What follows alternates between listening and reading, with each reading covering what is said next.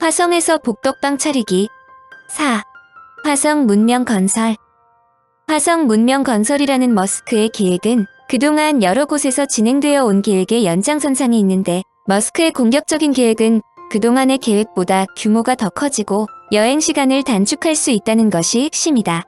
그동안 계획되었던 화성 탐사는 10명도 되지 않는 우주인을 보내는 것이 기본인데, 머스크의 우주선은 100명을 탑승시킬 수 있다. 이에 편승하여 네덜란드의 마스원은 2013년 1월 화성 이주 계획을 발표하고 자원자 측 화성에 연구 정착할 사람을 모집했는데 지원자가 20만 명을 넘었다고 발표되었다. 이들은 지구로 돌아오는 것이 아니라 화성에서 삶을 마친다는 서류에 서명한 사람들이다. 구체적인 계획으로 2020에서 2026년 화성에 로봇을 보내 소규모 정착촌을 건설한 다음 2027년 첫 이주민을 보낸다는 것이다. 앨런 머스크는 트위터를 통해 화성 탐사 시험 비행의 우주선 레드 드래건을 투입하고 본격적인 화성 탐사엔 드래건1을 보내겠다고 밝혔다. 레드 드래건은 2018년 첫 탐사 때 화성의 지형을 조사하고 토양을 채취하는 임무를 수행한다. 드래건2는 유인 우주선이지만 사람이 탑승하지 않는다. 스포츠 유틸리티 차량 실내 크기로 좁기 때문에 사람을 태우고는 지구달 구간만 운행할 계획인 것으로 전해졌다. 머스크를 포함한 야심찬 화성 이주 프로젝트가 발표되고 일부 과정에서 상당한 진척을 이루었음에도 화성 이주 계획의 비판적인 학자들은 이 계획이 실패할 것이라고 주장한다. 화성 정착을 위해 떠난 사람들이 우주 여행과 정착 과정에서 모두 사망할 가능성이 높다는 주장이다.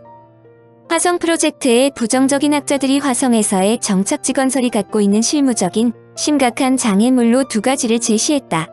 크게 화성까지 여행하는 단계에서 발생하는 문제와 화성에 정착하는 단계에서 발생하는 문제다. 우선 행성 간 장기간 여행 단계에서 생기는 중력과 방사선이 골칫거리다. 우주 정거장처럼 중력이 거의 없는 우주 공간에서 생활할 때 여러 가지 문제가 발생한다는 것은 그동안의 우주선에서 생활한 우주인들을 통해 잘 알려져 있다. 지구를 떠나 우주 상공에 떠오르게 되는 순간부터 낮과 밤의 구분이 사라지고 중력 또한 사라진다.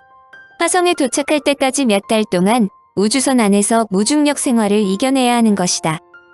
무중력 상태에서는 천정과 바닥을 구분할 수 없어 방향 감각에 문제가 생기게 되며 뇌는 극도의 혼란을 겪게 된다. 우주인들은 이로 인해 속이 메스꺼워지는 우주 멀미를 경험하게 되는 것으로 알려져 있다. 척추를 잡아당겨줬던 중력이 사라지면 척추의 간격이 늘어나게 된다. 혈액과 체액이 몸의 중심부와 얼굴에 몰려 얼굴이 퉁퉁 붓게 되며 이로 인해 코 안의 혈관이 팽창해 후각과 미각을 모두 잃게 된다. 부정맥과 암 발생 확률이 높아지고 칼슘이 지속적으로 줄어 골다공증 우려도 있다. 아무리 빠른 우주선을 타고 있더라도 우주에서 인체에 해로운 방사선을 더 많이 받는다는 것은 구문이다. 우선 머스크의 계획에 긍정적인 학자들은 현재보다 획기적으로 빠른 로켓 기술도 머스크가 기획한 이상 그다지 큰 문제가 되지 않는다고 본다. 한마디로 화성까지 현재 기술로 8달이 걸리는 여행 기간을 한 달로 단축시킬 수 있다는 데 큰 점수를 준다. 더욱 중요한 것은 10명 미만의 작은 우주선이 아닌 거대한 우주선을 사용한다면 중력과 방사선 문제를 크게 줄일 수 있는 것도 사실이다. 머스크의 미국 민간 항공우주업체 스페이스X가 화성까지 왕복할 수 있도록 준비되는 로켓은 처음부터 큰 주목을 받았다. 우선 승객과 화물을 실어 나를 수 있는 로켓은 42개의 엔진을 장착하여 강력한 성능을 자랑한다. BFR이라는 이름의 이 로켓은 기존 로켓들인 펠콘9와 펠콘 헤비, 그리고 드래곤 등의 성능을 훨씬 뛰어넘는 첨단 시스템으로 구성되어 있다. 사람이나 화물을 실어 우주 정거장에 전달한 뒤 발사했던 그대로의 모습으로 지구로 귀환하는 것이 주요 임무다. 1단과 2단을 합쳐 높이가 106m에 달하는 이 새로운 로켓은 5,400톤의 추력을 지니고 있으며 지름만 해도 9m에 달하는 엄청난 규모를 자랑한다. 따라서 이론적으로는 100여 명의 승객을 탑승시킬 수 있는데, 중요한 것은 스페이스X가 개발하는 로켓은 회수와 재사용이 가능하므로 기존 나사 로켓과 대비하여 10분의 1 수준으로 우주를 오갈 수 있다는 설명이다. 또한 알루미늄 대신 탄소 섬유를 이용해 연비가 좋고 메탄을 연료로 사용하여 연료비도 절감된다. 물론 머스크가 2020년으로 예상한 일정은 다소 연기되고 있지만 적어도 10년 내로는 이들 프로젝트가 본격적으로 추진될 것으로 생각한다. 우주에서 섹스. 민간인에게도 우주여행이 실현화될 때 가장 먼저 제기되는 문제는 섹스 문제다. 인간의 2대 욕구를 식욕과 섹스욕이라고도 하는데 우주여행 시 섹스가 가능한지 궁금하다. 현재 우주여행으로 가장 매력적인 것이 우주 허니문이다. 일부 회사에서는 우주선에 허니문 특실을 별도로 설치하여 신혼부부를 유혹하고 있다. 실제로 무중력 상태에서 섹스를 즐기세요. 란 슬로건을 내걸고 부부 관광객 유치에 열올리는 여행사들도 있다. 우주는 우리가 살고 있는 지구와는 많이 다르다. 지구에서는 고도 9km만 올라가도 생명의 위협을 받는다. 질소가 혈액 속으로 녹아들어가 피의 흐름을 막기 때문이다. 우주는 진공 상태이기 때문에 대기압이 작용하지 않고 태양열에 의해 영상 수백 도에서 영하 수백 도까지 극고온과 극저온의 환경이 반복된다. 인간의 몸 안은 일기압을 유지하고 있다. 지구의 대기압이 몸을 일기압으로 누르기 때문에 몸 안에서 같은 힘으로 밀어내는 것이다. 하지만 우주 공간은 진공, 즉 영기압이다. 우주복을 입지 않은 상태로 우주 공간에 나가면 일기압과 영기압의 압력 차로 인해 몸이 터져버린다. 더구나 진공 상태라는 것은 공기가 없으므로 숨을 쉴 수도 없다. 또한 초속 수킬로미터의 빠른 속도로 날아다니는 우주먼지들과 각종 전자파 및 방사능은 우주여행자들에게 위협적인 요소로 작용한다. 물론 우주선은 생활하는 데 불편함이 없도록 쾌적한 온도, 습도 및 생활 편의시설을 갖춘다. 우주선 실내는 지상에서와 똑같이 질소와 산소가 4대1로 혼합된 공기로 채워져 있다. 우주선 내의 온도와 습도는 생명 유지 장치를 통해 반소매 차림으로 지낼 수 있을 만큼 쾌적하게 유지된다. 공기가 탁해지거나 불쾌한 냄새가 나면 정화장치가 자동적으로 작동된다. 우주선 안에는 취침시설, 화장실, 샤워시설, 냉장고와 식탁이 있는 주방 등 생활에 필요한 기본 시설이 갖추어져 있다. 또한 승무원들의 건강을 위한 운동기구도 비치되어 있다. 그러나 섹스는 무중력이라는 여건에 적응해야 되므로 현실적으로는 만만하지 않아 우주여행 초기부터 제기되었다. 구소련은 1982년 우주정거장 살류트 7호에 남자 베르조보이와 여자 레베데프를 보내 211일간 체류토록 했으며 미국에서도 1992년 부부가 함께 탑승한 예가 있다. 많은 학자들이 이들을 보낼 때 우주에서 섹스가 가능한지를 시험하기 위해서라고 했지만 이들이 실제로 성관계를 맺었는지는 확인되지 않았다. 우주 왕복선 자체는 비좁아 성관계를 갖기 불편하지만 우주정거장은 공간이 커 섹스가 가능하다. 그러나 무중력 공간에서는 작은 접촉에도 튕겨나갈 수 있으므로 침대와 이불을 챙기기 전에 끈이나 끈끈이로 섹스 파트너부터 고정시켜야 한다. 묶인 섹스 파트너는 꼼짝할 수 없으므로 섹스 동작은 오로지 상대방의 능력에 따라 달라진다. 대체로 여성을 고정시키고 남자는 체조 경기에서의 고정 물체를 이용하는 것이 추천된다.